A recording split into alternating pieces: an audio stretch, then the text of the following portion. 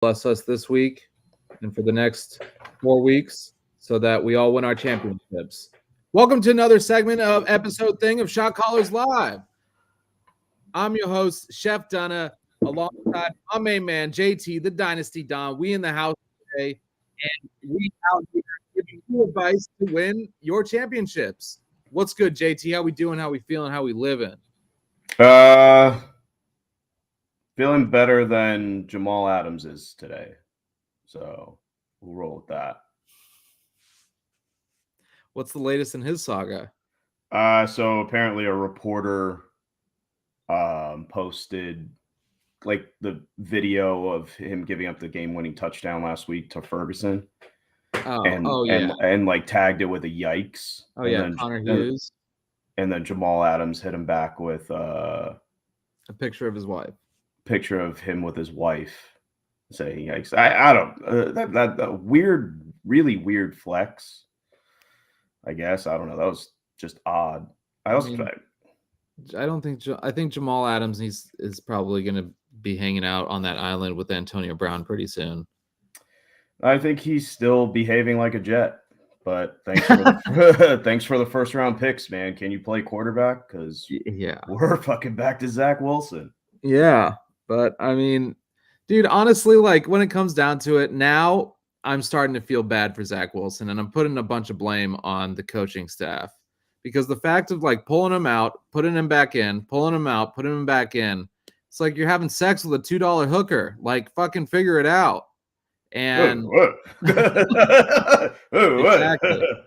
And the fact is that, you know, like just think about it. Even though they sucked like real bad and were horrible, the Jaguars still kept Trevor Lawrence in there. And granted, Trevor Lawrence did do better than Zach Wilson did, but they also built a team around him. Like they're breaking up all these Zach Wilson, like, you know, 3 to 4 weeks and then bench him because we want to win now. Like this is the Jet way. And like the fact that Robert Saleh came out and said they needed a spark, so that's why they went with Tim Boyle is just pathetic. Like, I mean, come on. Like what are we doing here? And the fact that also like Nathaniel Hackett, 2 worst offenses back-to-back years, needs to be fired. Well, that's not going to happen. I mean, there's no Rodgers next year if we don't have Hackett. So whether he merits firing or not, it's really tough to call. I think this is a different situation than the Broncos situation. But what I will say about this is definitely going to fall on Joe Douglas's doorstep because going into the season, if Zach Wilson isn't the quarterback, then he shouldn't be the backup either, because you are bringing in a 39-year-old quarterback who Rodgers is typically healthy, but he's been banged up a few times throughout his career. And it was just foolish. If he's supposed to be a redshirt guy, he should be the number 3 guy. And as we can see with Jake Browning, hell, even CJ Beathard came in, Josh Dobbs, DeVito's been okay now. We've seen that there are backups. I mean, Flacco, why is he not a Jet? He went out there and he operated the offense. Yeah. So it's just kind of like you couldn't have come back and made him the primary backup. And I think that falls on Joe Douglas. It's hard to blame Robert Saleh here because he's a defensive coach and the defense has been great. What do we have to complain about there? Yeah. And I just think we like in Arizona when they had Josh Rosen and then they take Kyler number 1 the next year. They traded Josh Rosen elsewhere. He's not going to be able to develop there. He's no longer the guy. You can't just go 1 year, you're the guy, and then the next, no, you're not. You're going to sit and wait. That doesn't make sense. So do I feel bad for Zach Wilson? No. Do I think he kind of was put into a crappy situation? Yes. Is he better than Tim Boyle? Clearly. But that's not an accomplishment. And Simeon, I thought Simeon, when they signed Simeon, I thought that was kind of the guy that they should have gone with. And now, granted, he came in, he looked terrible, but it's hard to come in and do anything when you're not scheduled to play. So what I'm more upset at is Josh Dobbs went for a 7th round pick at the deadline. Flacco was just out there all year. He should have been signed week 1. Now we're going with Brett Rippon, who the only thing that he's done in the NFL, I don't know if you're going to remember this, but he beat the Jets with the Broncos. Of course he did. He came in and he actually beat the Jets. I think it was like a Thursday night crap bowl or something like that, or it was a Monday night, and he actually came in and he beat the Jets. So there was a lot of guys. Hell, I'll say it. I mean, Carson Wentz was out there, and he's better than Zach Wilson. I don't know why people like freak out when someone says that, but Carson Wentz is way better than Zach Wilson. The Jets get what they deserve here.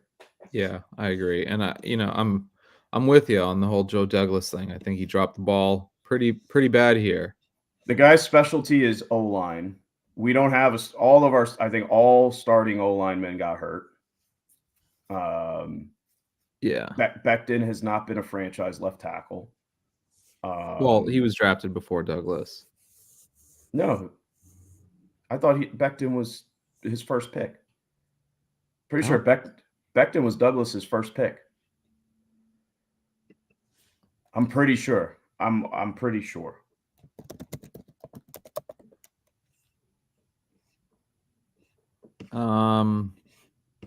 Let's see.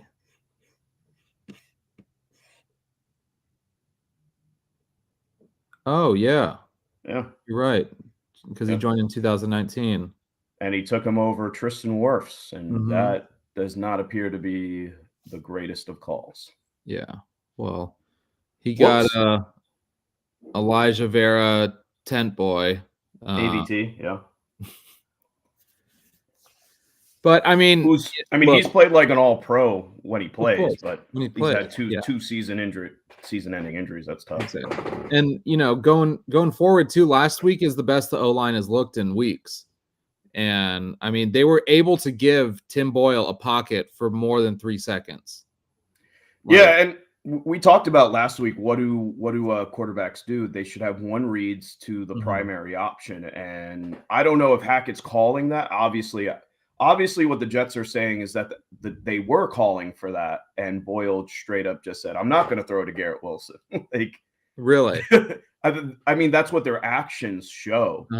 Because rarely after a presser do you see a team like, we called for him to throw to Garrett Wilson. We don't know why he's throwing to Garrett Wilson, and you get benched in the third quarter, and then you get subsequently cut. I think it's clear that it's like, we told you to throw to Garrett Wilson and you did not. And Saleh got pissed off about like the cadence. He said he was getting too cute with the cadence and caused the O-line to jump, and he wasn't throwing to Garrett Wilson. And Saleh, direct quote, verbatim said Garrett Wilson was open and he didn't throw him the ball. So we went with Simeon. So I think it's pretty clear, come in, fucking just throw it to Garrett Wilson. That's all we want you to do. Hand it off to Breece, throw it to Wilson. Should be simple enough. Yeah. And, I mean, it's pretty crazy because Dalvin Cook looks better and better each week. For whatever that's worth. Except when he fumbles. Yeah. Oh, God. Yeah, that's what turned the game around. He fucking fumbles. I was like, give me the ball. Give me the ball. Oh, I fumbled. Damn. See you later. Damn. They should probably cut Dalvin Cook at this point and let him just like try to latch on to a contender. Yeah, I agree. All right. Now that we just regurgitated all over the Jets, just like their season. Yeah, I mean, we can probably keep going, but no, it's Yankee season now. Fuck it. Yes, it is. Well, and Knicks season. Yeah, well, they just got destroyed, but Knicks look nice, except last night. Well, yeah, but I don't think that they're allowed to play defense in this invitational. Yeah, fairly clearly not.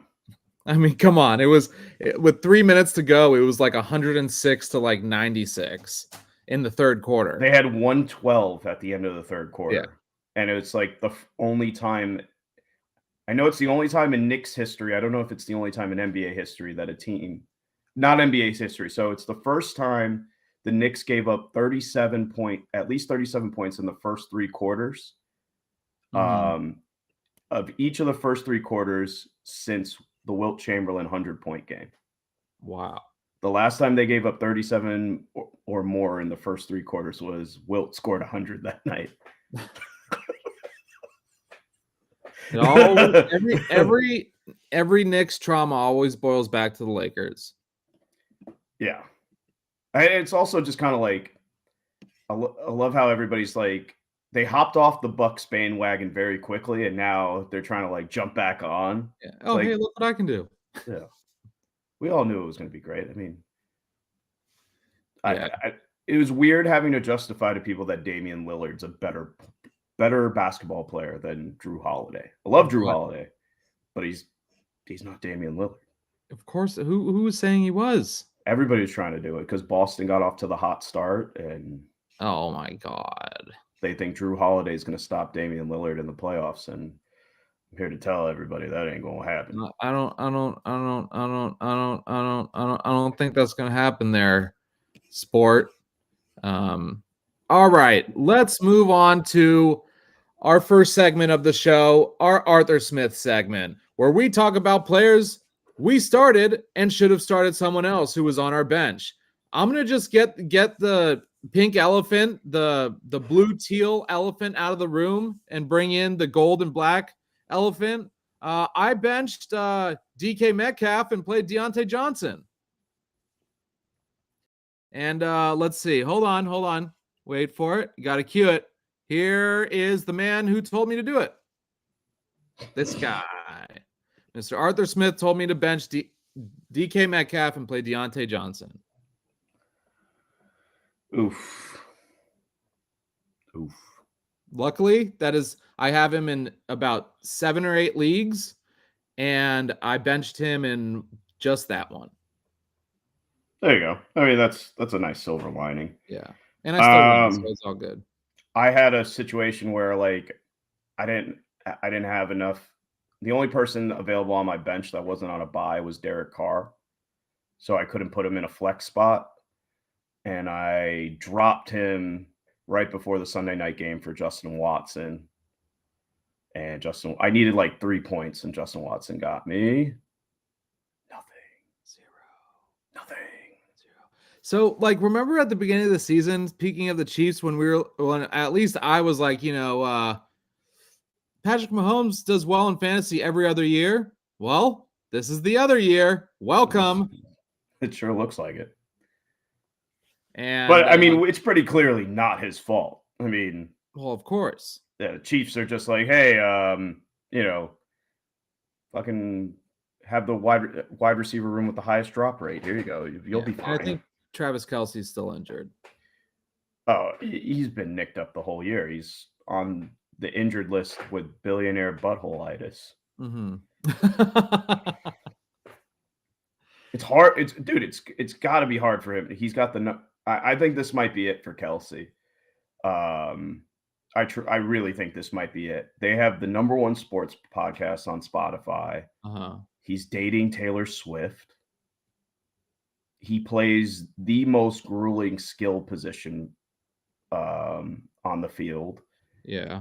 And also, not for nothing, he's the 70th highest paid player in the league.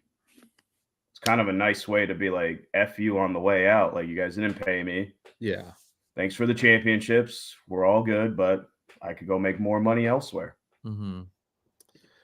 What's up, Joe? How we doing? How we feeling? How we living? Who's your favorite tight end streamer this week? I usually like to go with my boy in Tampa, Mr. Cade Otton. He's got Atlanta this week. A fair pick. I mean, they're going to throw the ball. I benched Metcalf, Nakua, Ingram. Actually won by 50. Jesus Christ.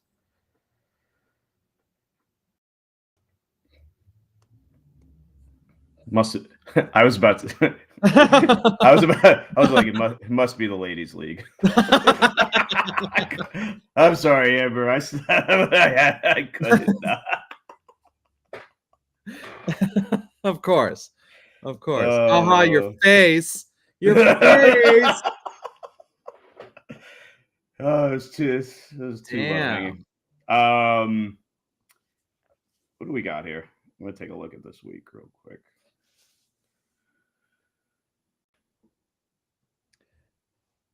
Let's see. What do we think about Parker Washington?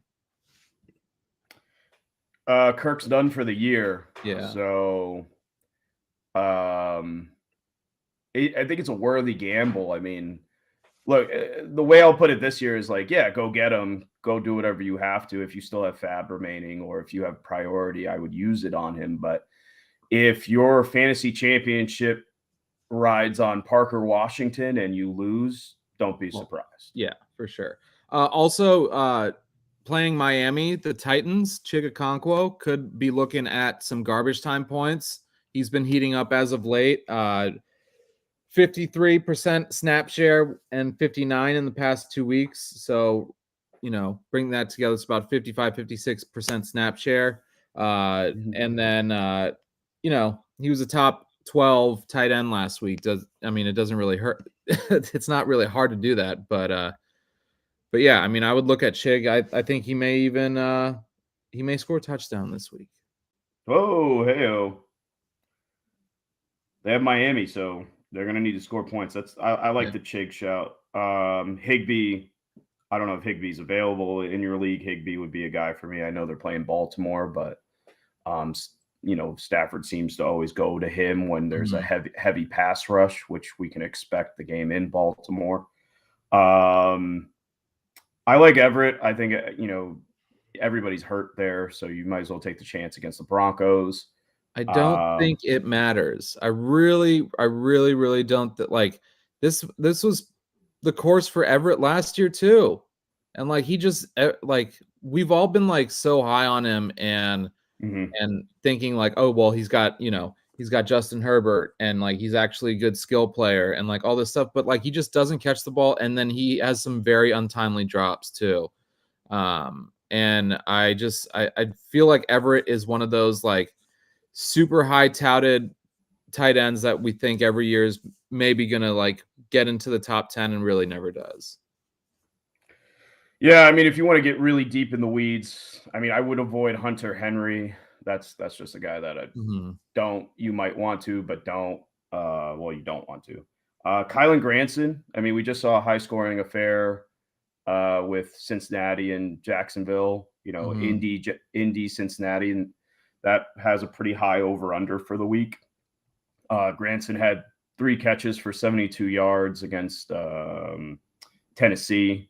So, you could roll Granson there. I think that there will be points there to be had. Njoku. And look, if you have Njoku, he's better than probably anyone you're going to pick up off of waivers here. That's probably what I would recommend. I'd probably just run that, Jacksonville plays Cleveland.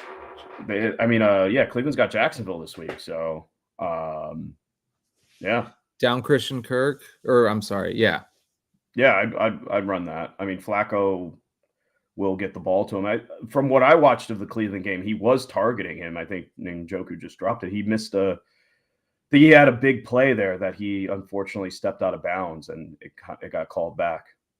If I remember correctly, it was like a 50-yard reception that got called back. So, man, Njoku's probably your best bet there, especially with Amari. Amari's probably out. So he didn't practice today. Looking at a concussion and his ribs are injured. So he may not play. Where in deeper leagues, if he doesn't play, you best pick up or fire up Cedric Tillman. Really? Yeah. Looked like Flacco had eyes for Elijah Moore and no one else. Of course. Yeah, but if in deeper leagues, if you don't gotcha. Cedric Tillman, this would ever fucking load. What was he, a 5th round pick this year? But he's getting integrated in the past. Third round pick. Third round pick. Okay. Mm-hmm. 6'3", 215. I mean, that's model stature for a wide receiver. And he's averaged over 80% of snap share since week 10. So after they traded DPJ. Yeah. So in deeper leagues, and especially if he's available in Dynasty, I would go grab him. Yeah, slim pickings this time of the year. Go for it. Hey, you sold me here. Let's see. All right. Well, I think that's it for our Arthur Smith segment. Let's move on to some wide receivers that didn't really start out too well. And then they started playing football, and then they started out doing well. And they kept going and going and going. And this is from rags to riches, the wide receiver story. Last week we did running back, and obviously kick it off with the easy one. Here.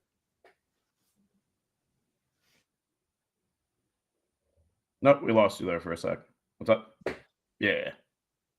Puka Nacua. Oh yeah, that's when you said the obvious one, I thought that's where we were going. Yeah, yeah, Puka's. I mean, he's the fantasy darling of the year. I mean, he was maybe a fifth round pick in rookie drafts. A lot of times he went undrafted. Yeah, I reached for him in my rookie drafts where I had him. Nice. In terms of like going from starting out to bad to being a must start, I think Devontae Smith pops out to me. AJ Brown went nuclear to start the year, kind of left Devontae in the background.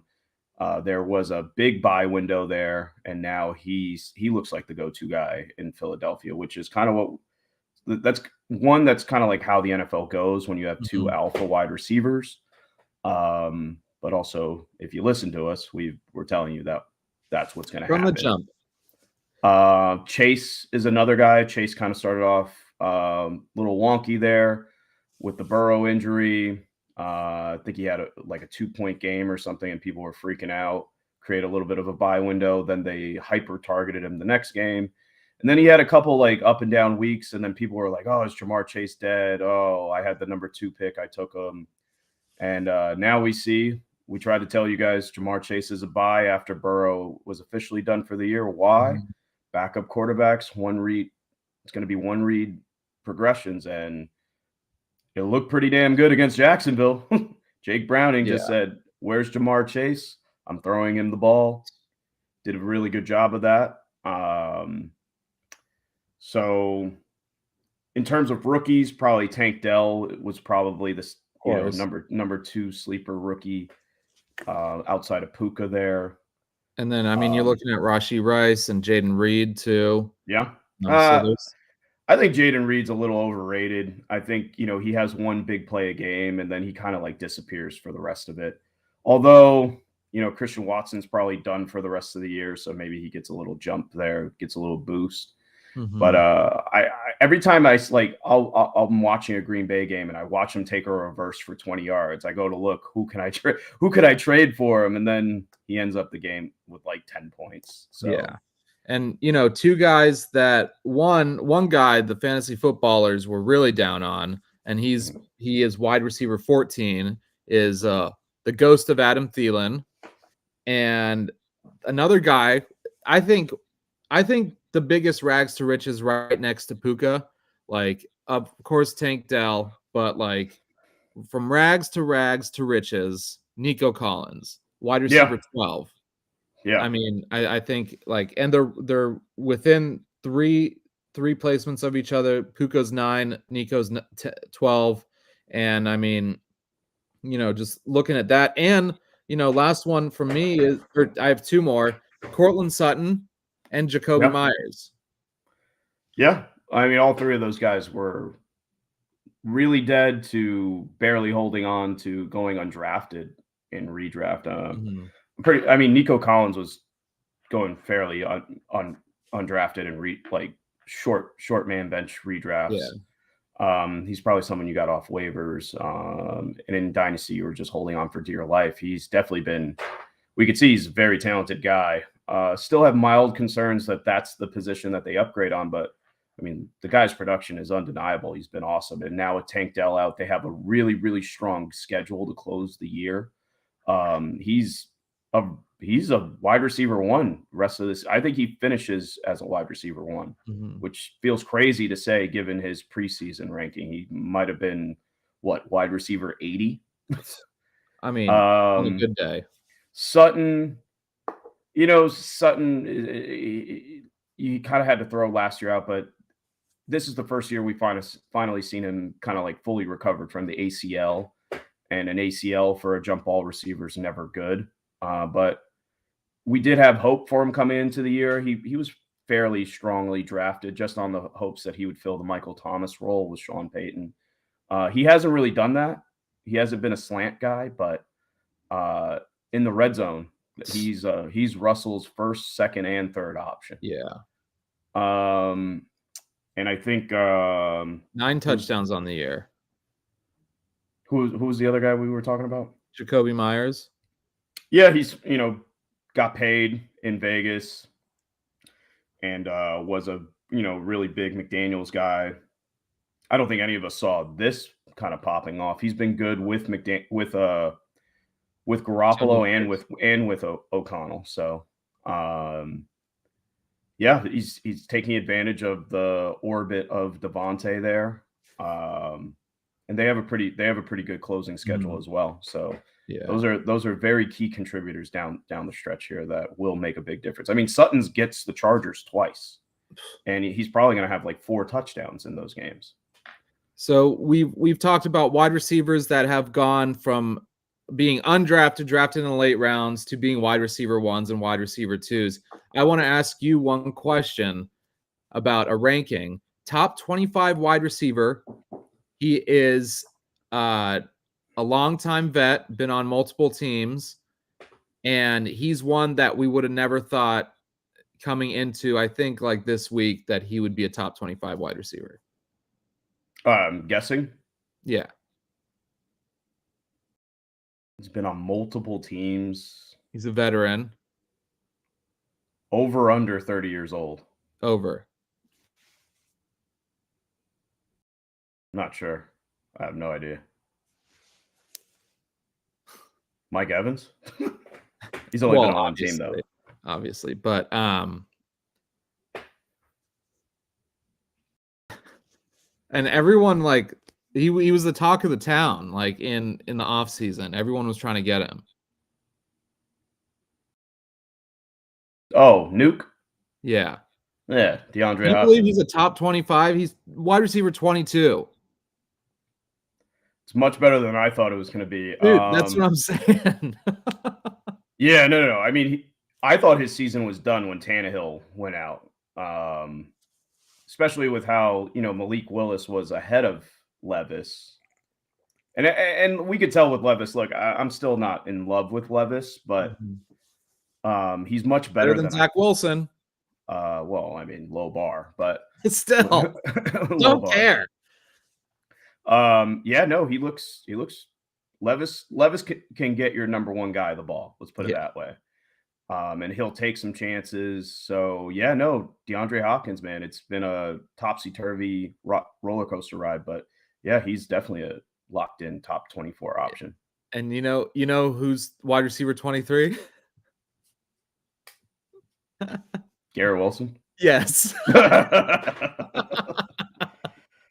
It's not his fault. The man. irony. Oh, the great irony. It's amazing. London, Rice, or Downs? Pick one. I'm going. You could meet me at the London. I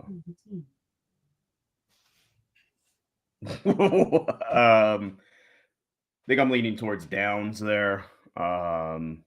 Like I said, the Cincinnati Indianapolis game has the highest over under. I wouldn't be averse to starting Rashee Rice. I don't know who Kansas City has this week, but Definitely not Drake London against Tampa. Well, it's not like Tampa's got the same secondary, but I just don't trust Desmond Ridder. Wow, Rice has Buffalo this week at home, so there are points to be. I'm going Rice there. Yeah, I'm switching my. I'm going Rice too. I'm going Rice. Rice, Downs, London in that order. Fire up Rice, bro. Smash that like, smash that subscribe. If you're coming back, if you're new, it's all good. Welcome to the Fantasy Shot Callers Live. Let's move on to our next segment. It's a little segment that we like to talk about and we like to do. And there may not be many left that we haven't talked about, but potential league winners.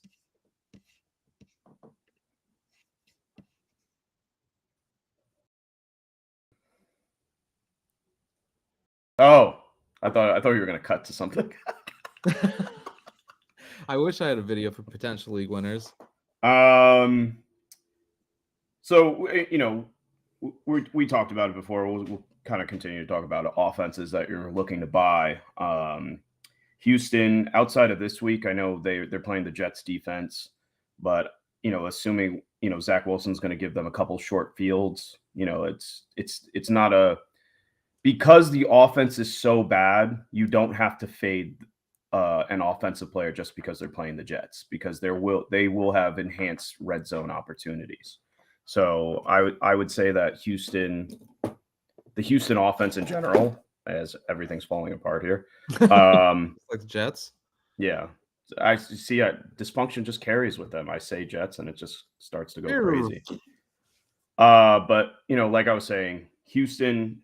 I know Tank Dell went out, but that gives opportunities to others. I think Nico Collins finishes the year as a wide receiver 1. If you've been listening to us the last couple of weeks, you've heard me go on and on about the Rams, and it's not because we're in LA. It's just, Stafford makes that big of a difference with McVay and company. Mm-hmm. And outside of this week, they do have a tough matchup with Baltimore, but it's not like Baltimore's defense has been looking lights out. They had some holes there that, the Chargers just couldn't take advantage of. The Broncos, I like the Broncos closing schedule. They get the Chargers twice. And for anyone who knows about SoFi Stadium and the Chargers, that's effectively a Denver Broncos home game, because outside of the Dodgers, I think the Broncos might be LA's number 2 team. The Lakers and the Dodgers, Dodgers. But in terms of football teams, I mean, we went to middle school and high school out here. Raiders. Broncos were huge. Yeah, but I mean, Raiders were. You think Raiders? 100%. I had a lot of Broncos.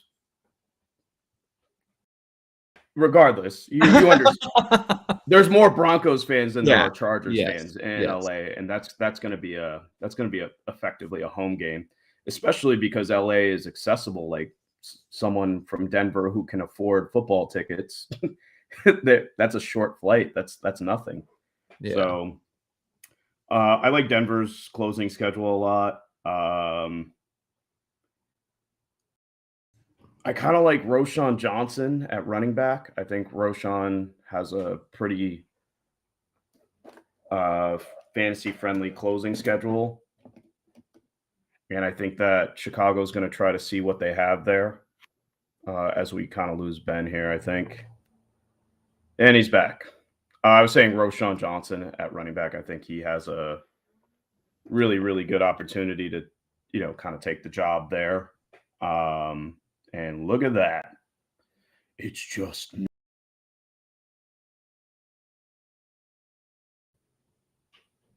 still just me. Hey, and we're back. Hello. I guess your computer just doesn't like my Roschon Johnson pick. It doesn't. It's just like no. Dante Foreman. I think I would still start CJ Beathard if I absolutely had to. He looked fine coming in off the bench. As long as he stops trying to do the Baker Mayfield, where it's like you're a slow, unathletic white guy trying to pick up first downs, you're going to get hurt. Beathard, or Minshew? Minshew this week because he's got Cincinnati and Beathard's got Cleveland. And, he's probably not going to play this week because hopefully he can get healthy for the playoffs. But Trevor Lawrence is not ruled out yet for week 14. He's not playing. No shot. You know why there's no shot? It's because Myles Garrett exists. That's true. No shot. And I think their left tackle, Walker Little's hurt as well. So even more of a reason that, you're just going to take the L, which they might not lose. Yeah. Keep Dotson or Douglas rest of the season. I don't want anything to do with New England. So Dotson. Yeah. New England they're very clearly tanking. Mm-hmm. I don't even think that's like a hot question. I don't think that's a question anymore. Especially with the Giants winning that game, they just kind of gift wrapped them. They just need Carolina to win. But as long as New England keeps losing, they're guaranteed either Caleb Williams or Drake May. I don't see any scenario where they would jeopardize that. They're not the Jets. They're not the Jets. Douglas was already ruled out this week, so keep Dotson. Yeah, I mean, you even if you told me that Douglas was healthy this week, you got to roll Dotson. Washington averages the most pass attempts per game. They lead the league in pass attempts. And I know that he's has some disappointing results, but you got to roll where they're going to throw the ball versus New England. They don't even know what the hell they're going to do.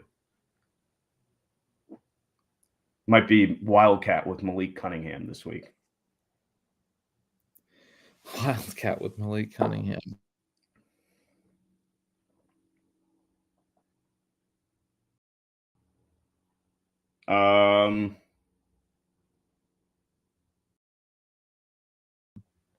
But yeah.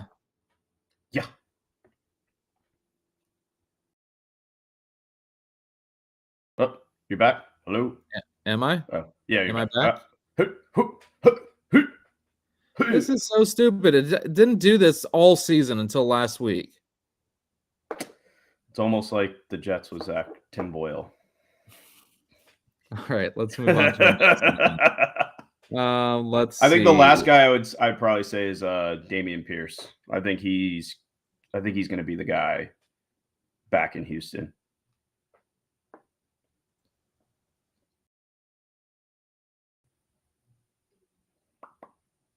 Bow!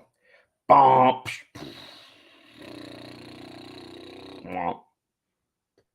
And we're back. And we're not. And we're back. And we're... Boom.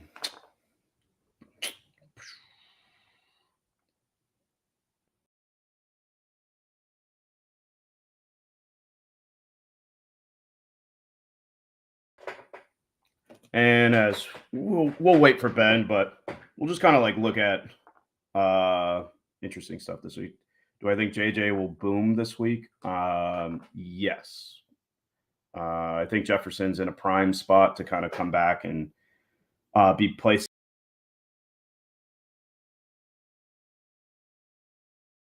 with Josh Dobbs.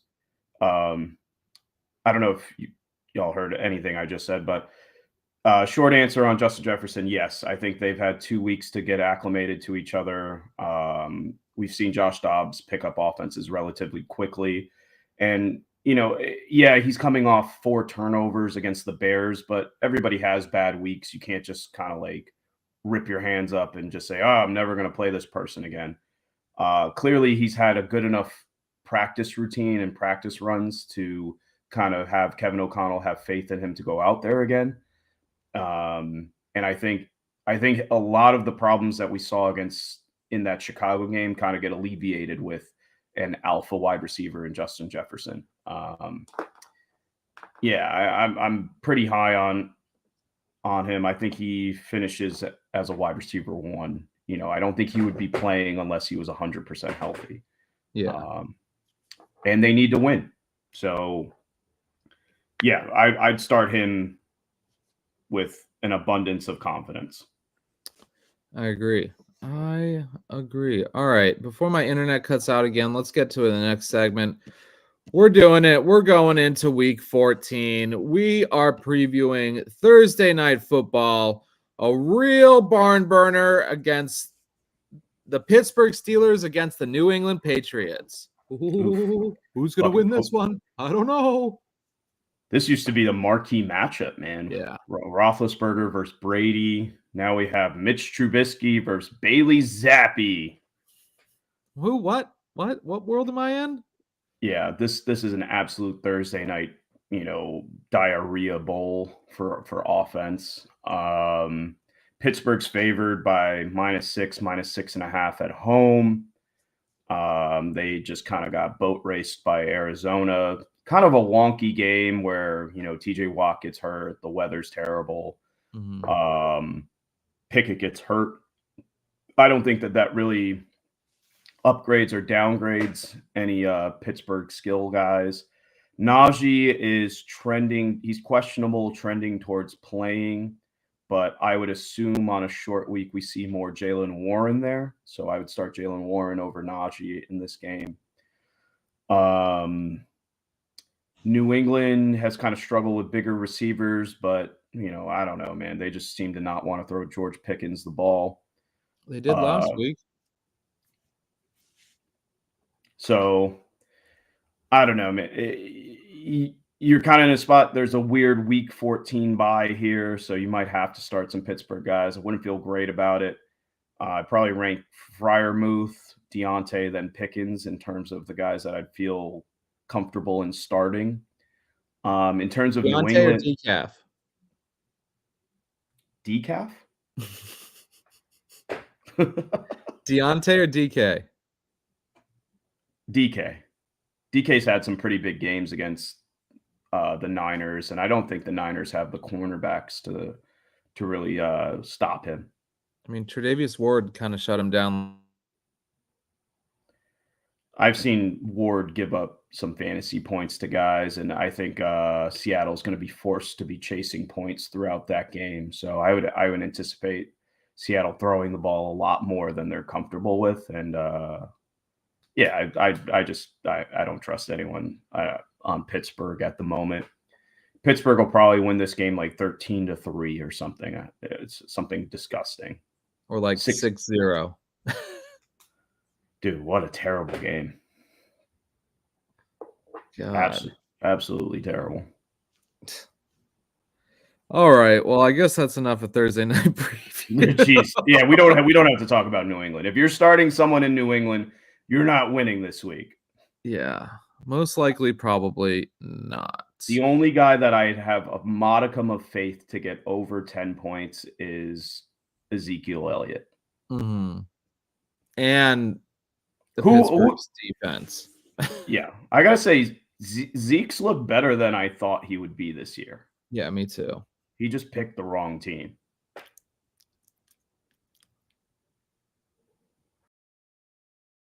He did. Yeah.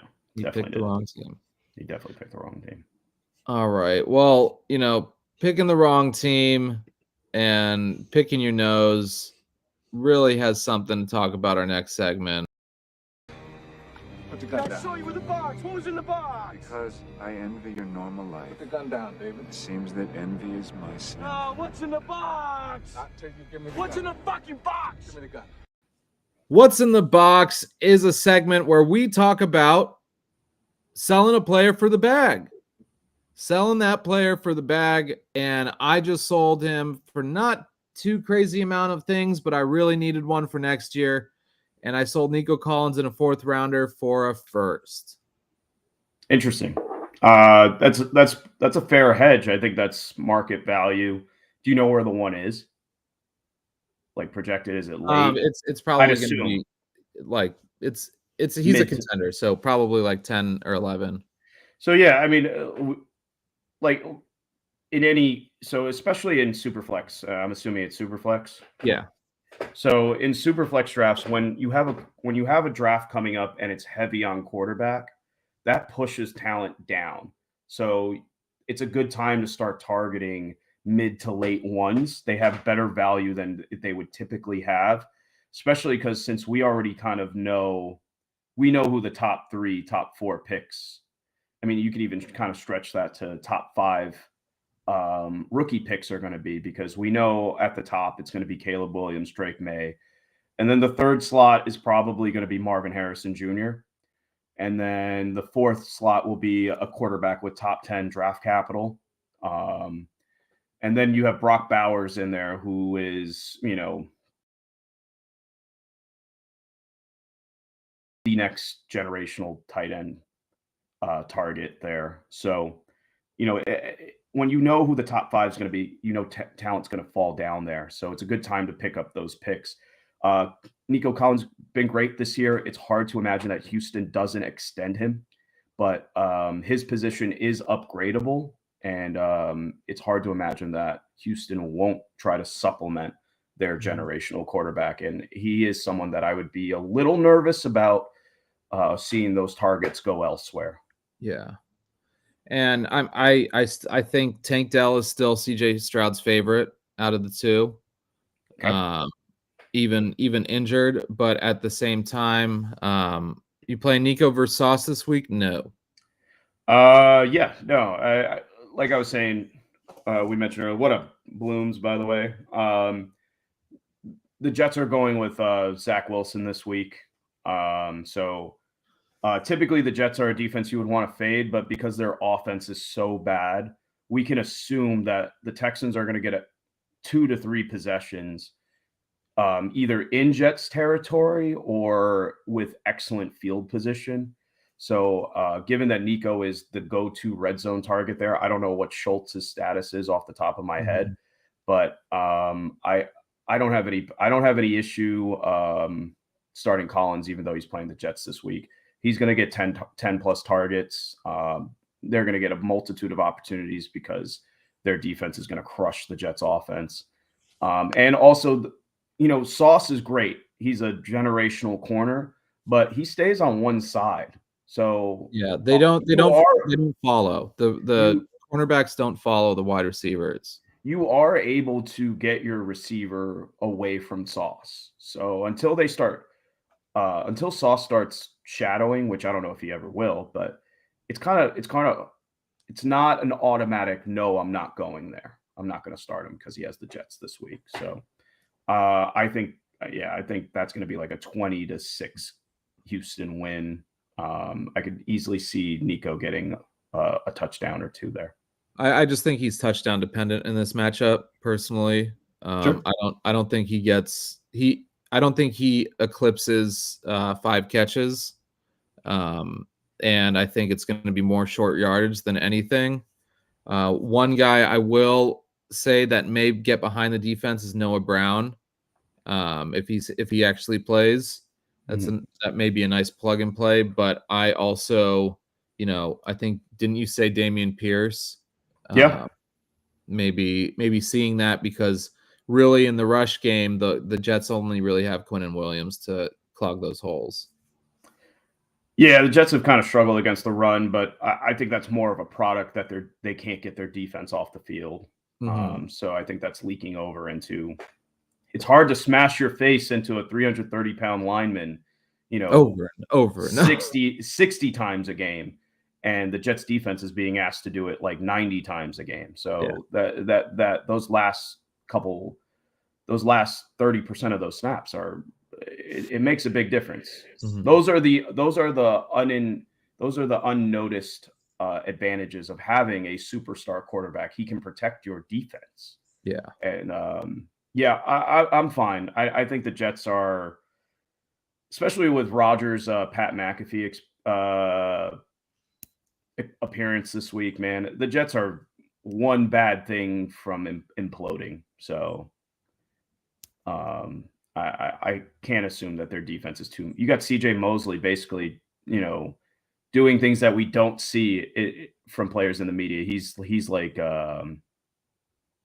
he's ripping the offense openly.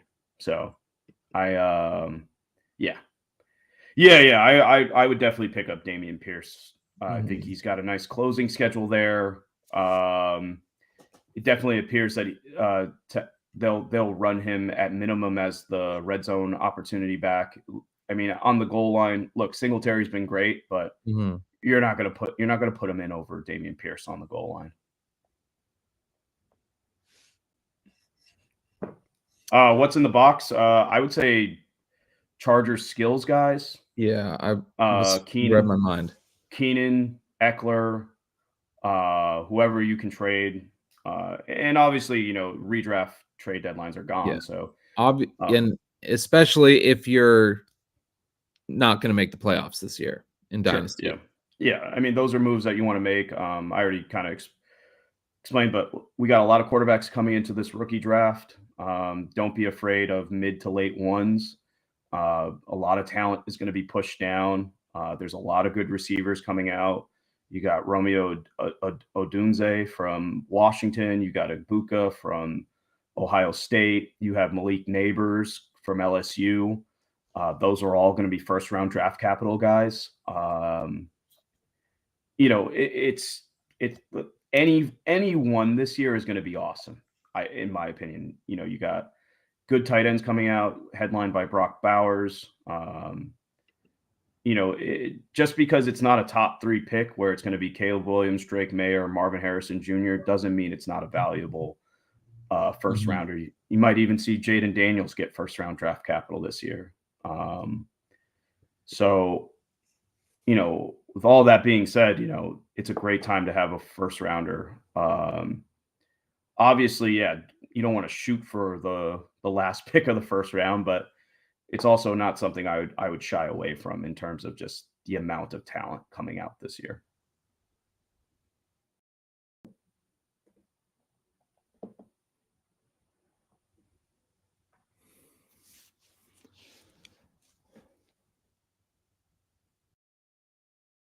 You're back?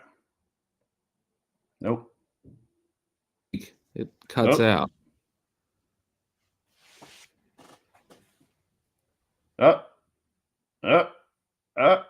There it is.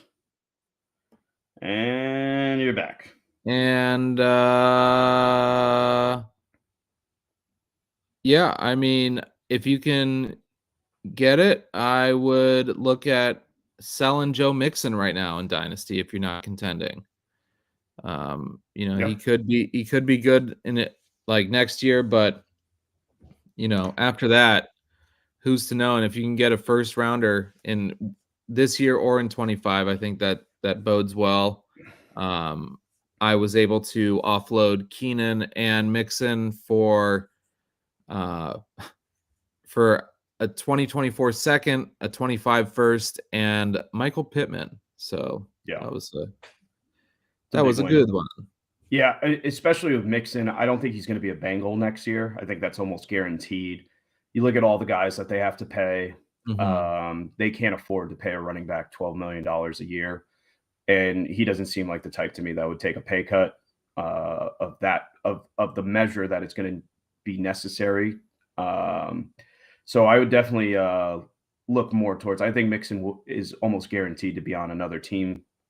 And as we saw with Ezekiel Elliott, it's hard for these guys that are high volume hammers. It's hard for them to get that kind of workload elsewhere.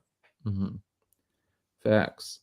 All right, let's move on to the comical segment portion of this podcast. Here it is. Oh God, I'm gonna have diarrhea again. It's okay. Ma'am, bathroom, bathroom, bathroom.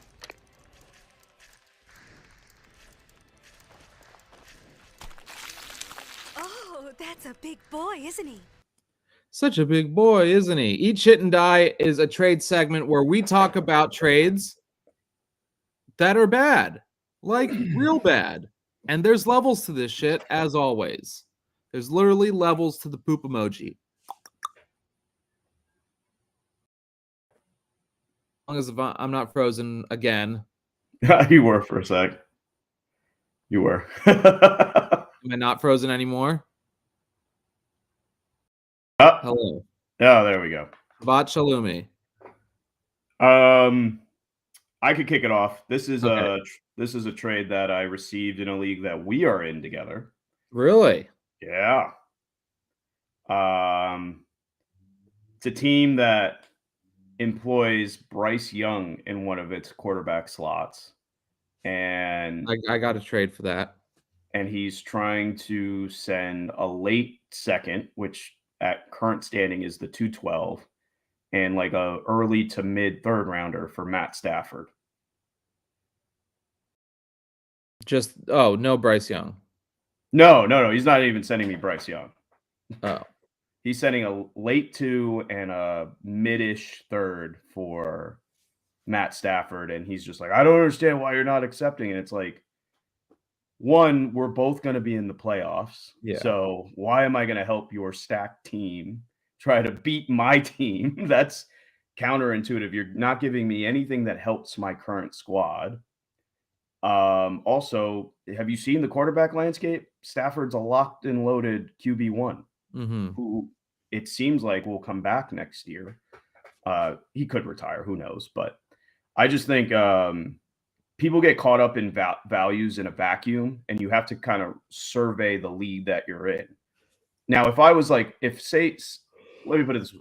If I was in last place and someone sent me a second and a third for Stafford, that's kind of in the ballpark. It's like, I don't have a usage for him. I don't really have, what leverage do I really have with Stafford where it's like, oh, I'm going to start him and gain points and weaken my draft position. That's where I think people kind of get lost in trades where they're just like, what do you mean I got to send this or that? What do you mean I got to do this or that? No, leverage, where you're at in the league. All of these things matter and are essential to trades. So like if I told you, I have a contending team. I have, the 106. I have the rookie 106 next year, right? Say I have someone else's first. And someone comes along and, I have a wide receiver. I need help at wide receiver. And someone's like, give me the 106 for Keenan Allen. I think in general, most of us would be like, fuck no, I'm not sending that for Keenan Allen. He's 31 years old, yada, yada, yada. But if that wins me a championship, then it's worth it. Yeah. Then you have to make that call. Do you want to do it? No.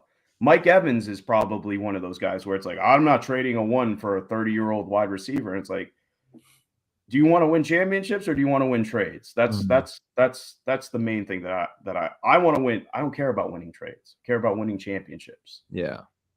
You got one? Yeah. So a little backstory here. I offered him this is 2 months ago, Kendre Miller, Tank Dell, and Marvin Mims for just to get my 24 first back. Okay. And he said he was going to sit on his picks and just looking to add more picks. And then yesterday he sent me a 24 third and a 24 fourth. Can you guess for who? Tank Dell. A 24 first and a 24 third. No, a 24 third and a 24 fourth. You missed the chance to buy him. What? Exactly. You don't get them at preseason prices. That's not how this works. That's terrible. That's I'm never talking to you again. All I replied with was LMFAO. You know what I like to do in those situations?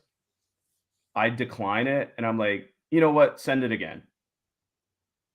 And then I decline it again. Make them think that I'm using that from now on. Make them think like, yeah, you know what? I changed my mind. Send it again. Decline. So this team is like, I'm on the bubble of making the playoffs. I'm like 6th, but if I lose this week, I probably fall to 7th, and there's a good chance that I lose. I'd be sending out Breece Hall. So I sent out an offer of Breece Hall for Calvin Ridley, Jerome Ford, and Jake Ferguson, which to me is selling at a loss on Breece Hall. He declined, said I can't trade Ferguson. Counters to I send Breece Hall for Ridley, Ford, Tyler Higbee, and a third. Not doing that. And then he was like, all right, if not that, Breece Hall, my 24-second for Higbee, Ford, Ridley, and his second and a third, which if I don't make the playoffs, the difference in our second round picks is 2 slots. That does nothing. And look, I'm willing to sell Breece Hall at a loss, but he has top 5 potential. I'm already taking a loss, Ridley, Ford, and Ferguson. I'm not dropping down to Higbee there. Higbee's borderline droppable at times. So that's more of like a crack kills than a eat shit and die.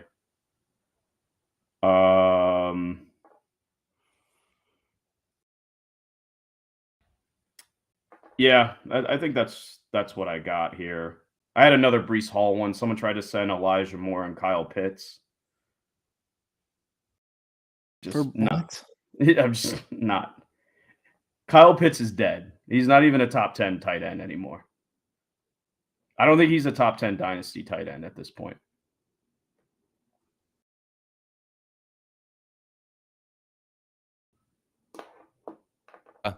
I don't have any more trades. Do you have any more trades, JT? No, I think that's what I got this week. All righty. We'll come back next week. Hopefully you made the playoffs and we can help you with starts and sits. We are here every Wednesday, 8 p.m. Eastern, 5 p.m. Pacific Standard Time. And we will be here to help you win those championships. So y'all know what it is. Fantasy is life. You know it's a vibe. So hit that subscribe if you don't mind. Peace and love, y'all. And we'll see you next week. Go Yanks. Go Yanks.